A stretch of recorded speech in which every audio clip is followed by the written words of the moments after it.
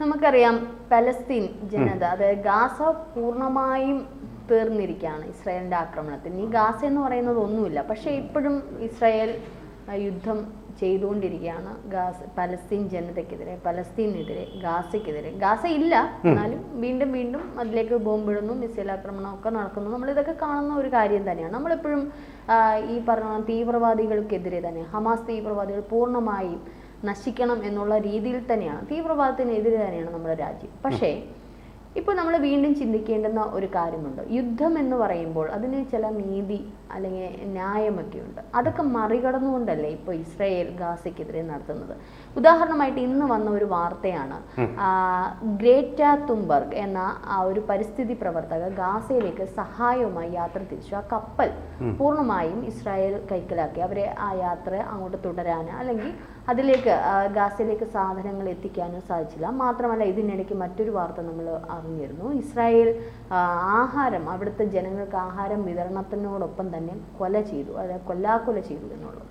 മാത്രമല്ല, പല രാജ്യങ്ങളെ ഇതിൽ നിന്ന് വിലക്കിയിരിക്കുന്നുള്ള, അവിടുത്തെ കുട്ടികൾ പട്ടിണിയിലാണ്. അതൊക്കെ മാധ്യമങ്ങളൊക്കെ പുറത്തു വിടുന്നുണ്ട്. ഇത്രമാത്രം ഒരു നീതിയില്ലാത്ത യുദ്ധത്തിലേക്ക് ഇസ്രായേൽ കടക്കുന്നതിനോട് സാർ യോജിക്കുന്നുണ്ടോ? അല്ല, ഓരോ ശിശുരോധനത്തിലും കേൾപ്പു ഞാൻ 1 കോടി ഈശ്വര വിലാപം എന്നുള്ളത് സത്യമാണ്. ഒരു ശിശുവും അങ്ങനെ അനുഭവിക്കാൻ പാടില്ല, ഒരു ശിശുവിനും അങ്ങനെ വരാനും പാടില്ല, പട്ടിണി കിടക്കാനും പാടില്ല. അത് ഐക്യരാഷ്ട്രസഭയുടെ ചാർട്ടറിൽ തന്നെയുള്ള കാര്യമാണ്. അതിനെതിരായിട്ടുള്ളതാണ് പക്ഷേ എമ്പാടും സംഭവിച്ചുകൊണ്ടിരിക്കുന്നത്. ഇവിടെ നോക്കൂ, എത്രയോ കാലമായി തുടരുന്ന ഒരു യുദ്ധമാണ്. ഇതിൻ്റെ എല്ലാം കാരണം എന്താണ്? ഒക്ടോബർ 7-നുണ്ടായ സംഭവം. അതാരാണ് സംഭവത്തിന് കാരണക്കാർ? ഹമാസ് തന്നെ, അവർ തന്നെയാണ്. നോക്കൂ, ഇതുപോലെ ഒരുപാട് വാർത്തകൾ അന്ന് തൊട്ട് വരാൻ തുടങ്ങിയതാണ്. ഇസ്രായേലുമായിട്ടുള്ള യുദ്ധത്തിലെ പാലസ്തീനിലെ രോഗികൾ മരിക്കുന്നു, കുട്ടികൾ മരിക്കുന്നു. എല്ലാ ചിത്രങ്ങളും അവരുടെ 1-ാം പേജിൽ അത്തരം ചിത്രങ്ങളുമായിട്ടാണ് വരുന്നത്. പാലസ്തീനിലെ രോഗിണി, പാലസ്തീനിലെ കുട്ടി, അഭയാർത്ഥി, തകർന്ന വീടിന് മുമ്പിൽ എന്നൊക്കെ പറഞ്ഞിട്ട്. ന്യൂയോർക്ക് ടൈംസും ലോസ് ഏഞ്ചലസ് ടൈംസും അങ്ങനെ അമേരിക്കയിലെ പ്രമുഖരായിട്ടുള്ള പത്രങ്ങൾ, ലണ്ടൻ ടൈംസ്, ഏറ്റവും വിശ്വസ്തമായ പത്രങ്ങളെന്ന് ഗാർഡിയൻ ഒക്കെ ഇങ്ങനെയുള്ള വാർത്തകൾ കൊടുത്തു. ഒബ്സർവർ അതിപ്പോഴില്ല എങ്കിലും അതിൻ്റെ ഓൺലൈൻ എഡിഷനിലും ഈ വാർത്തകൾ വന്നു എന്നാണ് ഞാൻ മനസ്സിലാക്കുന്നത്. അങ്ങനെ ഒരുപാട് പത്രങ്ങളിൽ ഈ വാർത്തകൾ ഇങ്ങനെ 1-ാം പേജിൽ വന്നു. പക്ഷേ ഇപ്പോൾ കഴിഞ്ഞ കുറേ ആഴ്ചകളായിട്ട് ഈ പത്രങ്ങളെല്ലാം അതിന് മാപ്പ് വായനക്കാരോട് അല്ലെങ്കിൽ പ്രേക്ഷകരോട് പറഞ്ഞുകൊണ്ടുള്ള വാർത്തകളാണ് കൊടുത്തുകൊണ്ടിരിക്കുന്നത്. കാരണം അവിടെ പലസ്തീൻ ഭീകരന്മാർ, ഹമാസുകാർ ഈ കുട്ടികളെ വെച്ചു കൊല്ലുന്നതിൻ്റെ ചിത്രം ഒരിക്കൽ മാത്രം ഇസ്രായേൽ പിടിച്ചെടുത്തു. ആ ചിത്രം അവർ പ്രസ്സിന് കൊടുത്തു, പത്രങ്ങൾക്ക് വിതരണം ചെയ്തു. അത് പുറത്തു വന്നു. വളരെ ക്രൂരമായിട്ട് ഈ കുട്ടികളെ കൊല്ലുകയാണോ ഇവർ? എന്നിട്ട് ആര്? ഹമാസുകാർ കൊന്നിട്ട് ഇതെല്ലാം ചെയ്തത് ഇസ്രായേലാണെന്ന് പറഞ്ഞ് ഫോട്ടോകൾ വേൾഡ് പ്രസ്സിന് കൊടുത്തുകൊണ്ടിരിക്കുകയാണ്. ആ വാർത്തകളുടെ പ്രതിഫലനങ്ങളാണ് നമ്മൾ കണ്ടത്. ഇപ്പോൾ ഹമാസിൻ്റെ ഏറ്റവും വലിയ ആയുധം, ആഗോള അംഗീകാരം നേടാൻ വേണ്ടിയിട്ടുള്ള അവരുടെ ഏറ്റവും പ്രധാനപ്പെട്ട പ്രതിരോധം എന്ന് പറയുന്നത് ഇത്തരം ഫോട്ടോകൾ ഉണ്ടാക്കുക. അവർക്ക് ഈ കുട്ടികളോടൊന്നും ഒരു സ്നേഹവും ഉണ്ടായിട്ടില്ല. ഇങ്ങനൊരു സ്നേഹം ഉണ്ടായിരുന്നെങ്കിൽ ഒക്ടോബർ 7-ലെ ആ സാഹസത്തിന് അവർ മുതിരുമായിരുന്നില്ല. ഇസ്രായേൽ ആരാണെന്നും എന്തായാലും തിരിച്ചടിയെന്നും അവർക്കറിയാം. ഇങ്ങനെയൊക്കെ സംഭവിക്കും. ഈ രോഗികളെയും ആശുപത്രികളുടെയും ഒക്കെ മറയാക്കിക്കൊണ്ട് അതിനകത്ത് കയറി ഒളിച്ചിരിക്കുകയാണ് ചെയ്തത്. നമ്മളിപ്പോൾ നോക്കൂ, പഹൽഗാം ഭീകരന്മാരെ നമുക്കിതുവരെ പിടികിട്ടിയിട്ടുണ്ടോ? അവരെവിടെയാണ് പോയിരിക്കുന്നത്? എവിടെയായിരിക്കും പോയിരിക്കുക? ഇതുപോലെ രോഗികൾ ഉള്ള ഏതെങ്കിലും ഒരു ആശുപത്രിയിൽ അല്ലെങ്കിൽ കുട്ടികളുടെ പിറകിൽ അവരെ കൊന്നിട്ടല്ലാതെ ഇവരെ കൊല്ലാൻ പറ്റാത്ത ഒരവസ്ഥ സൃഷ്ടിച്ചുകൊണ്ടാണ് അവരിയ്ക്കുന്നത്. എപ്പോഴും ഹ്യൂമൻ ഷീൽഡ് അതിനെ മറയാക്കിക്കൊണ്ട്. കാരണം ഇവർക്ക് കുട്ടികളെ കൊല്ലുന്നതിലോ രോഗിണികളെ കൊല്ലുന്നതിലോ ഗർഭിണികളെ കൊല്ലുന്നതിലോ യാതൊരു വിധമായിട്ടുള്ള ദയയും ദാക്ഷിണ്യവും ഉള്ളവരല്ല. അങ്ങനെ പരിശീലിപ്പിക്കപ്പെട്ടവരാണ് ഏത് ക്രൂരകൃത്യവും ചെയ്യാൻ. നമ്മളത് കണ്ടതാണല്ലോ. ഇതേ ആൾക്കാർ തന്നെ ബന്ദികളെ കൂട്ടിക്കൊണ്ടു പോവുക, ഭർത്താക്കന്മാരെ കെട്ടിക്കിട്ടുകൊണ്ട് അവരുടെ ഭാര്യമാരെ പീഡിപ്പിക്കുക, മുന്നിലെത്തിക്കൊണ്ട് കൊച്ചു കുട്ടികളെ വരെ വെറുതെ വിട്ടില്ലവരെ കൊല്ലുക. എന്തെല്ലാം നാശങ്ങളാണ് ഇവർ തന്നെ ചെയ്തുകൊണ്ടിരിക്കുന്നത്. ഇത് തന്നെയാണ് ISIയും ചെയ്തുകൊണ്ടിരിക്കുന്ന കുർദുകൾക്കെതിരെ, യസീദികൾക്കെതിരെ. അവരും മുസ്ലിങ്ങൾ തന്നെയാണ്. എന്നിട്ടും യഥാർത്ഥ മുസ്ലിം അല്ലെന്നും പറഞ്ഞ് അവരോടും ഇതേ ക്രൂരത തന്നെ ചെയ്യുന്നതിൻ്റെ എത്രയോ ആത്മകഥകൾ, ആത്മനൊമ്പരങ്ങൾ അടങ്ങിയ എത്രയോ ആത്മകഥകളാണ് വന്നിരിക്കുന്നത്. എത്രയോ അവരുടെ നേരിട്ടുള്ള അനുഭവങ്ങൾ. പർദ്ദ ഇട്ടാൽ മാത്രം ആ ശിക്ഷയിൽ നിന്ന് ഇളവ് കിട്ടുന്ന തരത്തിലുള്ള വിവേചനങ്ങൾ, ഇതെല്ലാം ഉൾക്കൊള്ളുന്നതാണ് ഹമാസ് എന്ന് പറയുന്ന ഭീകര സംഘടന. ലോകമെങ്ങുമുള്ള മനുഷ്യാവകാശ പ്രവർത്തകർ പക്ഷേ ഇസ്രായേലിനെയാണ് കുറ്റപ്പെടുത്തുന്നത്. ഇതൊന്നും കണ്ടില്ലെന്നും കേട്ടില്ലെന്നും നടിച്ചുകൊണ്ടിരിക്കുകയാണ്. പക്ഷേ സർ, ഈ പറയുന്നതിനോട് ഞാൻ യോജിക്കുന്നു. ഒരു പക്ഷേ ഇസ്രായേൽ പുറത്തുവിട്ട ചിത്രം അത് ചിലപ്പോൾ ശരിയായിരിക്കാം, അത് നമ്മൾ 100% യോജിക്കുന്നു. പക്ഷേ എന്നിരുന്നാലും ഇസ്രായേൽ കുട്ടികളെ കൊല്ലുന്നില്ല എന്ന് നമുക്ക് പറയാൻ പറ്റില്ല. അവരിടുന്ന ബോംബുകളും അത് അത്രയും അവിടെ വീഴുന്ന ദൃശ്യങ്ങളും എല്ലാം പുറത്താണ്. അത് ഹമാസ് ചെയ്തതാണെന്ന് പറയാൻ പറ്റത്തില്ല. അവിടുന്ന് വീഴുന്ന ഷെല്ലുകൾ അവർ തന്നെ പറയുന്നുണ്ട്, ഇന്ന് ഇത്ര പേരെ കൊന്നിട്ടുണ്ട്. ഇസ്രായേൽ തന്നെ പറയുന്നുണ്ട്, ഇന്ന് ഞങ്ങൾ ഇന്ന ഇത് വർഷിച്ചിട്ടുണ്ട്, അല്ലെങ്കിൽ ഇന്ന മിസൈൽ ഇട്ടിട്ടുണ്ട്. പക്ഷേ കുട്ടികളെ കൊന്നു. അത് ഇടുമ്പോൾ സ്വാഭാവികമായിട്ട് ഒരു പ്രദേശത്ത് ഇടുമ്പോൾ അവിടെ താമസിക്കുന്ന ജനങ്ങൾക്കെതിരെയല്ലേ ഇടുന്നത്. നമ്മൾ ഇന്ത്യ പാകിസ്ഥാനിലേക്ക് ഇട്ടെന്ന് വെച്ചാൽ 9 ഭീകരവാദ കേന്ദ്രങ്ങളിലേക്കാണ് ആക്രമിച്ചത്. അവിടെ ഒറ്റ സിവിലിയൻ പോലും മരിച്ചിട്ടില്ല. അപ്പോൾ അത്തരത്തിൽ ഇസ്രായേലിനും ചെയ്യാം. നമ്മൾ ബുദ്ധിപൂർവ്വം ചെയ്തതാണ്. പക്ഷേ ഇസ്രായേൽ കൊന്നൊടുക്കുകയാണ് ചെയ്യുന്നത്. ഇവിടെ ഇപ്പോൾ സാറ് പറഞ്ഞതുപോലെ ഇസ്രായേൽ ഈ ഇപ്പോൾ ഗ്രേറ്റ പോലുള്ള പരിസ്ഥിതി സംരക്ഷകർ, അതായത് ചാരിറ്റി പ്രവർത്തനങ്ങൾ ചെയ്യുന്ന നിരവധി പേര് ഗാസയിലേക്ക് പോകുന്നുണ്ടായിരുന്നു നേരത്തെ. ഇപ്പോൾ ഇസ്രായേൽ തടഞ്ഞിരിക്കുകയാണ്, പക്ഷെ നേരത്തെ പോകും. അങ്ങനെയെങ്കിൽ ഇതേ പാലസ്തീൻകാർ അല്ലെങ്കിൽ ഗാസയിൽ താമസിക്കുന്ന സിവിലിയൻസ്, അതായത് സാധാരണ ജനങ്ങൾ ഇവരോട് പറയില്ലേ, ഇവർക്ക് ഇത് കൊടുക്കത്തില്ലേ, ഇങ്ങനെ ഹമാസ് ഞങ്ങളെ കൊന്നൊടുക്കുന്നു എന്നുള്ളൊരു വാർത്തകൾ അങ്ങനെയാണെങ്കിൽ അവർക്ക് കിട്ടത്തില്ലേ? ഇവിടെ മാധ്യമപ്രവർത്തകർ ജോലി ചെയ്യുന്നുണ്ട്. നിരവധി രാജ്യങ്ങളിലെ മാധ്യമപ്രവർത്തകർ ഇവർ ജോലി ചെയ്യുന്നുണ്ട്. അവർ നേരിട്ട് കാണുന്ന അനുഭവങ്ങളാണ്. ഡോക്ടേഴ്സ്, ഈയിടയ്ക്ക് ഞാൻ ഒരു ഡോക്ടർ മുഹമ്മദ് യാസ്നോ അങ്ങനെ എന്തോ ഒരു പേര് ഓർമ്മ കിട്ടുന്നില്ല, അദ്ദേഹം പുറത്തിറങ്ങിയപ്പോൾ പറഞ്ഞ ഒരു കാര്യമുണ്ട്, ഇത് നിർത്തുക എന്നുള്ളത്. അപ്പം ഒറ്റക്കെട്ടായിട്ട് രാജ്യങ്ങൾ ഉൾപ്പെടെ എല്ലാം പറയുമ്പോൾ ട്രംപ് ഈ ഇസ്രായേലിനെ അനുകൂലിച്ചുകൊണ്ട്, ട്രംപിന് ഇതൊക്കെ ഒരു രസമാണ്, ഈ വെടി പൊട്ടിച്ച് കളിക്കുന്നത് പോലുള്ള ഒരു ഇതായിട്ടേ അദ്ദേഹത്തിന് ഫീൽ ചെയ്തുള്ളൂ. അതിന് പകരം പരസ്പരം ഇരുന്നുള്ള ചർച്ച, ഇനി ഹമാസ് തീവ്രവാദികളെയാണ് ഇവർക്ക് നശിപ്പിക്കേണ്ടതെന്നുള്ള, ഗാസ പൂർണ്ണമായും നശിച്ചു കഴിഞ്ഞു, ഇവർക്ക് നേരിട്ടിറങ്ങി ഇവന്മാരെ തീർക്കാന്നേ ഉള്ളൂ. ഇപ്പൊ പലസ്തീൻ ജനത പോലും ഇവർക്കെതിരെ തിരിഞ്ഞിട്ടുണ്ട്.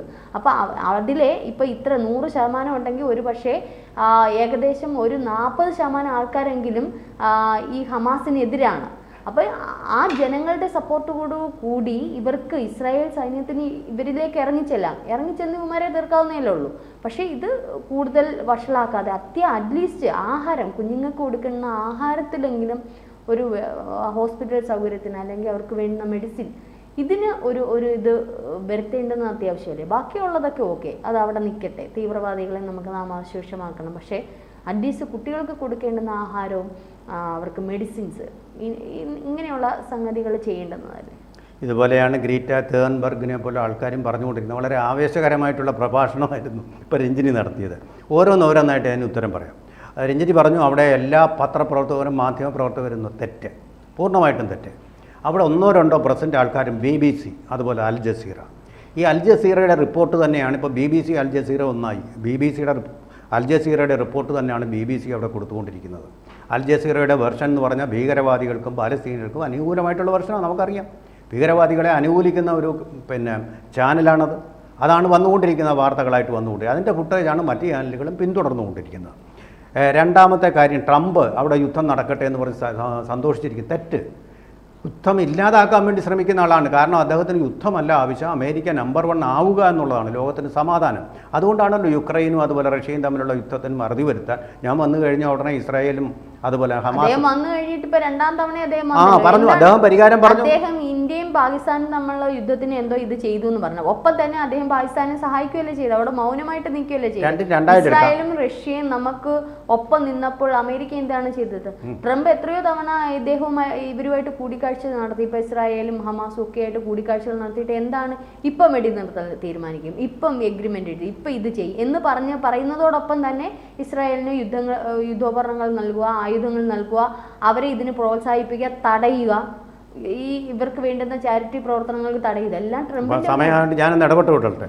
അതായത് ഈ പറഞ്ഞ കാര്യങ്ങളൊക്കെ തന്നെ തെറ്റാണ്. ഒന്നാമത്തെ കാര്യം, ട്രംപ് ഇതിനുള്ള ശാശ്വതമായ പരിഹാരം, പശ്ചിമേഷ്യയിൽ സമാധാനത്തിനുള്ള ശാശ്വതമായിട്ടുള്ള പരിഹാരത്തിനുള്ള ഫോർമുല നിർദ്ദേശിച്ചിരുന്നു.